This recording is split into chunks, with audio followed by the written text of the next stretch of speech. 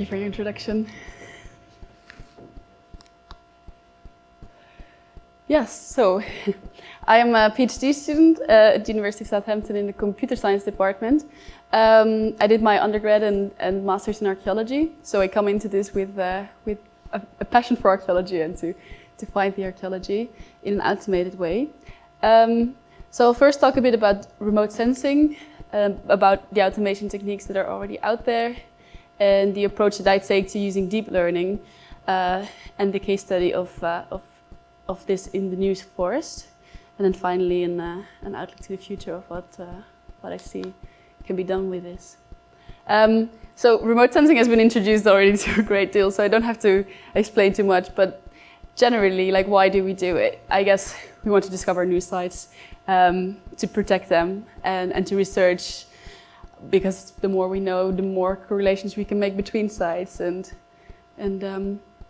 know more. So also, eventually we want to come back to remote sensing data and monitor the sites using this remote sensing. So how do we do it? Well, we know already we use the LiDAR data and the area photography, so don't have to explain too much, but obviously we have the LiDAR data, we can see through the forest, and we have the area photography, seeing crop marks, and by using these two techniques, we can really have an insight of areas. So why do we want to then automate this process?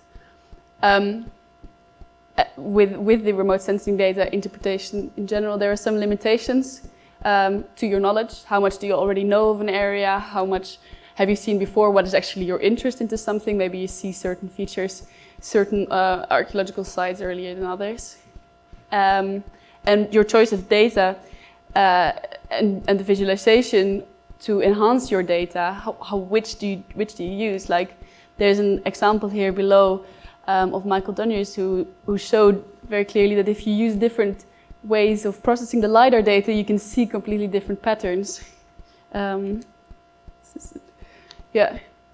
So the same with aerial images. If you have also infrared or other bands even, you can make these vegetation indexes and highlight certain aspects, but you can never see them all together stacked in a certain way.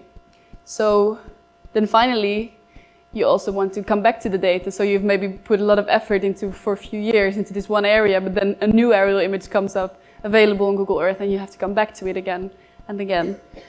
So there are some limitations to what we do right now. So automations, how can we do that then?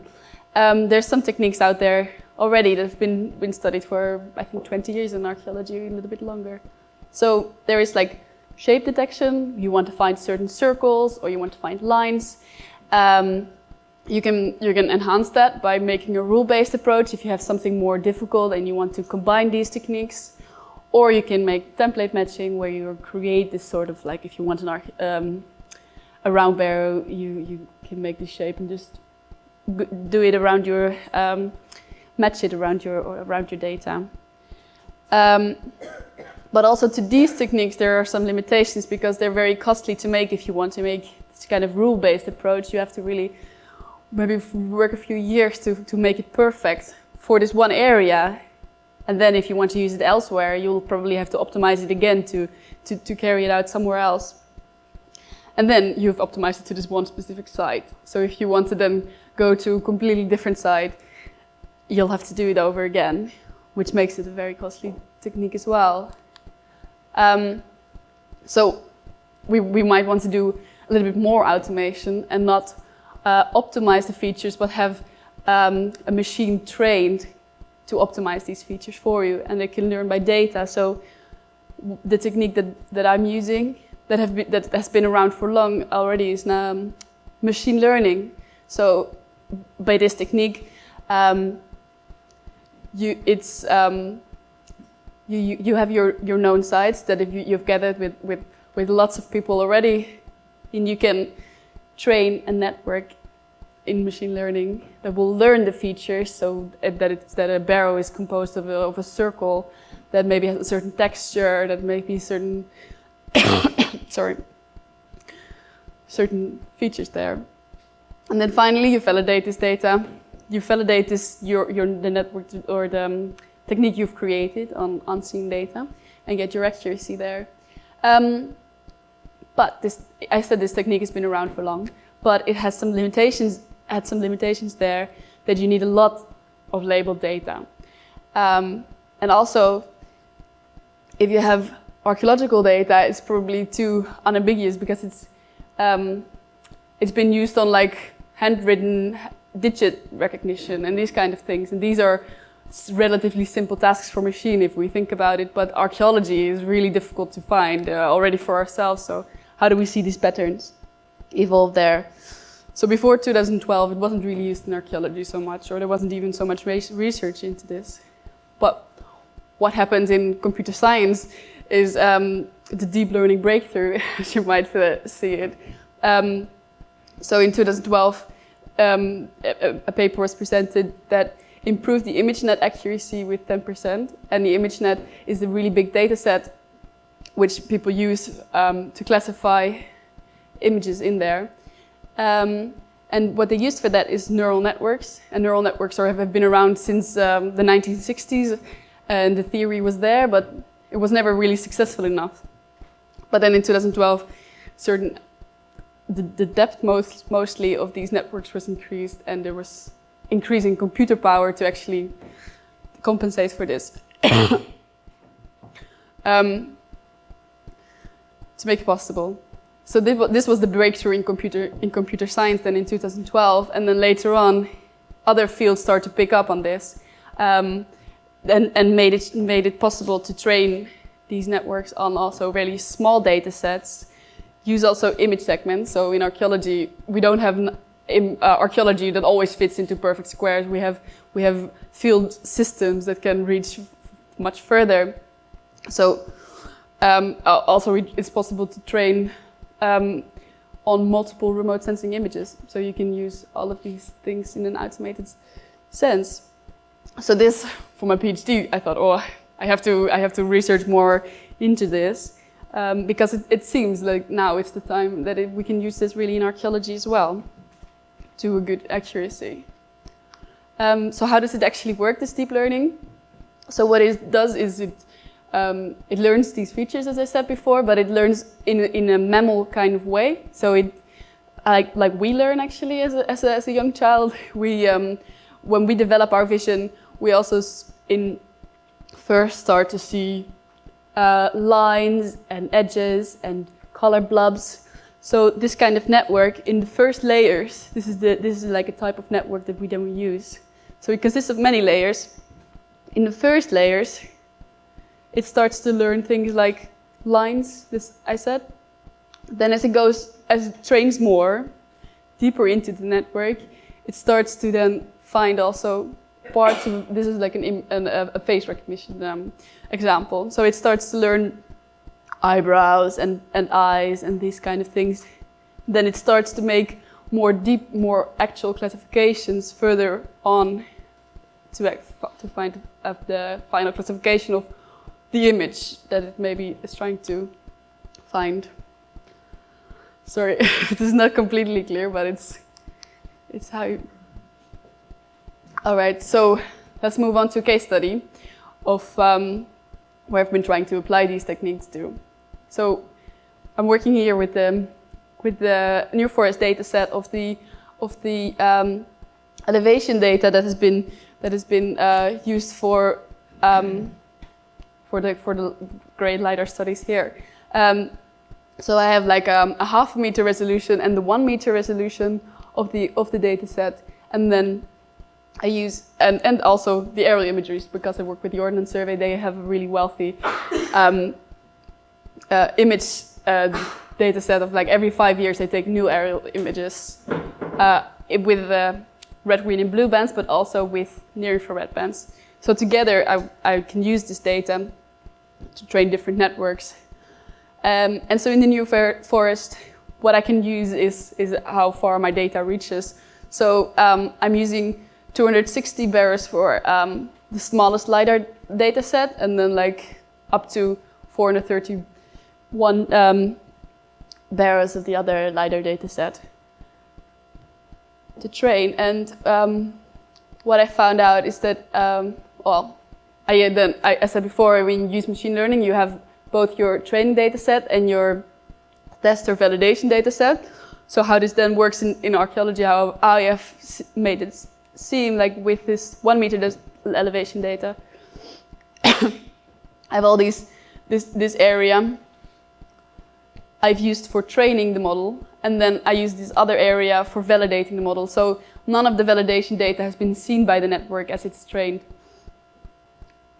So I can see also if it's robust enough to be used actually in another area completely. Yeah. So my findings, I tried this on a very simple network, thinking really closely about having a really small data set as we have. And I found that with this very small data set, it's impressive that we get 81% accuracy on the 1 meter digital terrain model. And for this digital terrain model, there's been no image enhancement. So when we look at the image, we want to enhance certain local relief. My networks don't just see the height data there. So this is impressive for a small data set. It has also seen the most barrows for training and for validation. So that could be possible why the elevation model at the moment works better than the aerial image. But that's just is a part of how much data I have available to me at this moment. I've seen also that the digital terrain model of the 0.5 meter, yes, it has a lot of less barrows, but also the accuracy is much less. And when you look at the terrain model, the 0.5 meter terrain model on itself, it has a lot of no data areas inside, so it's not been processed entirely where there's a building or something like that. So when a network looks at it, it sees this really big gap all the way, so that says there is 0 pixel value there. So I think it works badly because of the data as it is. So I've tried also to move a little bit further than the simple networks and optimize networks for small data sets. So for this case study specifically, I used transfer learning, which is a technique to train a network on like this ImageNet data set where you have a really big data set. You train it and you use the first layers where they learn these edges and color blobs. You use that to train this network on your own data set. So it has learned all these things before. And what I found is that the RGB data then goes up to 85%. So that's again a very good increase when starting to be more for special for small data sets. But this is up to now only available for RGB images. We'll have to further train completely a data set on only aerial images of either LiDAR data or infrared would have to be trained completely before you can do this on other data sets. So from this kind of network that I've created here, the additional benefit is that it creates heat maps. So, and the heat maps show the activations of the last layer of the network. So what is it actually, where does it think that a barrow is? This indicates, I'm sorry that the image is really bad. Oh, I'm helped by the light. So in all these four squares, they think, I know that there is a barrow, but in the top half, it says that yes, indeed there is a barrow. So here is the barrow, and it thinks it's around there. So that's good. Here also it finds the barrow, even though there is a road there. So that doesn't obscure the data probably. But here lower on, this is, you have to trust me on this. This is a forest actually. So yeah, the aerial image doesn't find anything because it's a forest and it can't detect it. And on this image there is really heavy shrubs. So you can also find it there.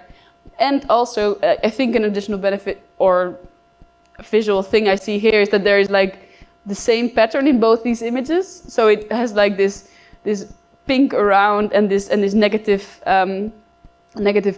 blue in the middle. And the same goes for this. So maybe it's learning something of a high vegetation, but I will have to further research what happens exactly within the networks, because they're a little bit like a black box sometimes, where you put in some data and you get it out some accuracy.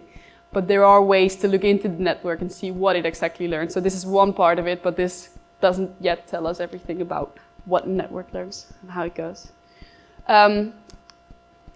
So how do I see the future of this research? Well, I would like to expand the case study, so using other objects, also other areas, see how this trained network for the New Forest works elsewhere in England, or maybe even in another country, because barrows, we can find them all over the world, really. So that could be interesting.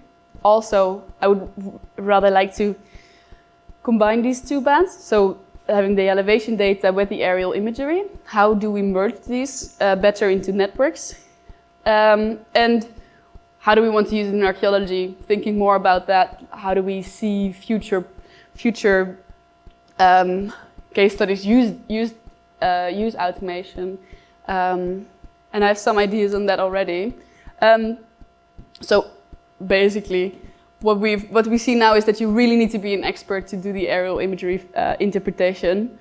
You need to choose the data that you want to use, then you evaluate it, you process the data, and you go back to it. But in the future, we maybe see a process where you gather the knowledge, you have your remote sensing data, you train an algorithm, evaluate the output, report on it, but then also be able to go back to it immediately. Like you have your new aerial imagery available and you can do the process again and have the training done regularly. And it will just give you new sites where you want to maybe look at or where it thinks there is high accuracy. But the evaluation of the output, there will maybe be a lot of possible new sites out there. So we maybe want to look at how we interpret that. I couldn't possibly do it all on my own. So I think in archaeology, the benefit that we have is that we have a great community outside of archaeology, outside of the research domain. So there is a lot of, like a lot of everyone here, the community really wants to be involved in how we find these new sites. So there are some citizen science projects like Suniverse or like the Global Explorer, or on platforms like Tomnot, where it's a sort of a crowdsourcing platform where you want to where experts of the community can detect these verify these possible new detections for together with the researchers. So in the beginning there was some good point of that maybe I will put everyone out of a job. So why will AI deep learning not take over, or why I think it won't take over? I'm an archaeologist as well, so so in this verification of these site locations, we always need humans. We can't just say, okay, the computer says it's something, so we'll just think it is something. Also in archaeology, we always have to first excavate something before we see it. We saw earlier today as well, like you can think something is a long barrow, and even though you're pretty sure that something is a long barrow because you've seen it like that before, you always have to excavate to actually know if it is something there. And I think a very important aspect is also to react or alarm for erosion, looting, or animal destruction of a site. So if this new aerial image comes there, it can direct you to any destruction, and also this can be very useful in areas where you don't have access to sites, like in war zones or so. You can earlier start to think of how we can react to that. And then finally, finding unknown object types. Will that not be possible when we have trained this network to look for certain things only? Will it not be able to find this unique pattern? Well, I actually think that it can find this unique pattern, because at different levels of a network, it comes up with a classification for you. but earlier on in the network it might come up with that it's likely that something is an earthwork, or that something likely is a ditch or something else. So in these earlier stages of a network, it can also learn something, but then doesn't know what it eventually is. So these confusing classifications can also be very important to us to find new object types, sites, really. And I think in archaeology, we have to think about what we want of automation, like how far do we want it to get, how much assistance do we want with this. So I think we have to do this ourselves and see how it can be used to the best extent. So I have two references of how you can try this yourself already at home. So there is this platform here of Terra Pattern, and you can try this out. So what you do in this, it's like a web interface where you select one area. You just put your marker down. In this case, they put the marker down on the trail of a boat, the waves at the end. So they put this down in Manhattan, actually, in New York. They put it down, and it comes up with all these other things in the area that look similar to this pattern. So we can do this with archaeology as well. You put your marker down on a long barrow, and it will find other tear-shaped things of this. This resolution is now only available for cities, for the Terra Pattern project. Another project that is more that came out more recently is the Decatur Slab. And I tried this out. It's only available. This resolution is only available for the US, but they have Landsat 8, I think now also for the rest of the world. So they are getting more data every time. So here I selected a barrow in somewhere in the US. I selected this place, and it came up with all these other possible sites that look similar to it, like not really possible sites, but like possible locations. And you can see that there are sort of circular features that come up. And like this area, I don't know what it is, probably maybe it's like a forest, and it's deforestation. Like it's these patches that they have in America of squares of forest, and they have this deforestation. So it could be remarks of crop marks from this pattern. But yeah, just try it out and see how far you can get. So I've explained a little bit about how in remote sensing we are limited to the data we choose, to the knowledge we have, and then we could enhance this with using automation. Sorry, with automation, and also we can use this automation even in a more automated way with machine learning, and of which deep learning is now the most recent advancement in the field, and making lots of enhancements in many different fields. So it can also be done for archaeology, as I've shown in my case study. Yes, so I'm very interested to hear also from you where you think that this can head to. If you think it's interesting, if you're scared of being put out of a job, we can discuss all together as well how we can see this used for the best case possible. So thank you.